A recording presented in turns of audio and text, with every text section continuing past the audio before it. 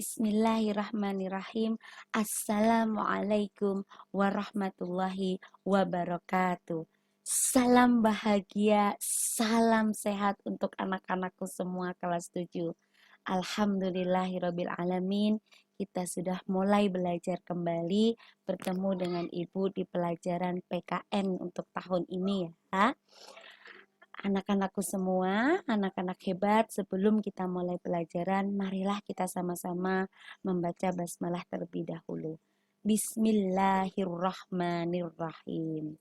La tahzan innallaha ma'ana. Janganlah engkau bersedih, sesungguhnya Allah bersama kita. Anak-anakku semua, kita petik hikmah dari surat At-Taubah ayat 40 tersebut yuk. Janganlah bersedih, Allah bersama kita. Kita tentu pernah mengalami situasi sulit seperti mengalami sebuah kegagalan.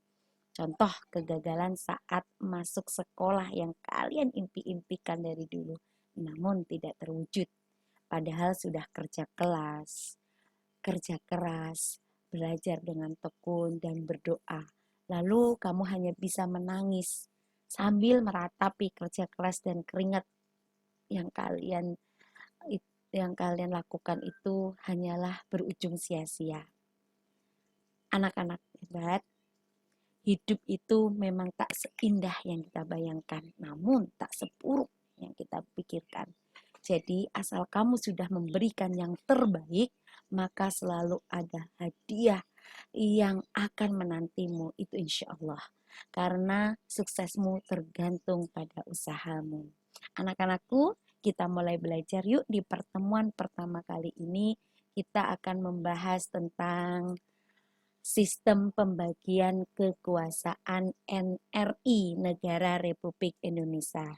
Tujuan pembelajaran kali ini adalah siswa mampu menjelaskan sistem pembagian NRI, yaitu ada dua.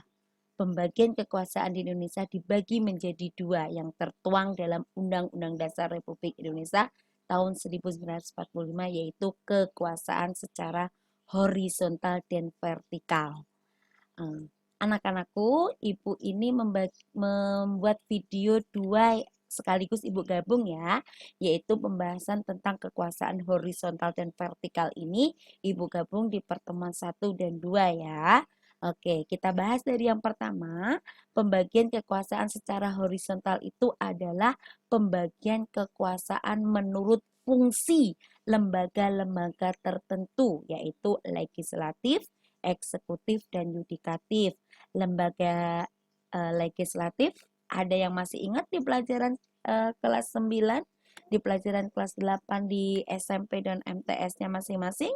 Ayo, legislatif adalah kekuasaan untuk membuat atau membentuk undang-undang. Terus yang kedua adalah lembaga eksekutif, yaitu kekuasaan untuk melaksanakan undang-undang. Dan yang terakhir, lembaga yudikatif, yaitu kekuasaan untuk mempertahankan undang-undang, termasuk kekuasaan untuk mengadili setiap pelanggaran terhadap undang-undang. Nanti akan dijelaskan juga di pertemuan berikutnya nanti siapa aja sih yang termasuk dalam lembaga eksekutif, legislatif, dan yudikatif ya. Oke, selanjutnya yaitu pembagian kekuasaan secara vertikal, yaitu sesuai dengan pasal 18 nomor 1 Undang-Undang Dasar 1945, yaitu Negara Kesatuan Republik Indonesia dibagi atas daerah-daerah provinsi, dan daerah provinsi itu dibagi atas kabupaten dan kota, yang tiap-tiap provinsi, kabupaten, dan kota itu mempunyai pemerintah daerah yang diatur dengan undang-undang. Itu nanti kita bahas di pertemuan selanjutnya ya. Kita akan mengupas tuntas tuh daerah-daerah termasuk provinsi itu apa aja sih? Kecamatan itu termasuk di daerah mana sih? Apa kabupaten, apa kota, apa provinsi ya? Kita nanti akan berlanjut ke video berikutnya ya.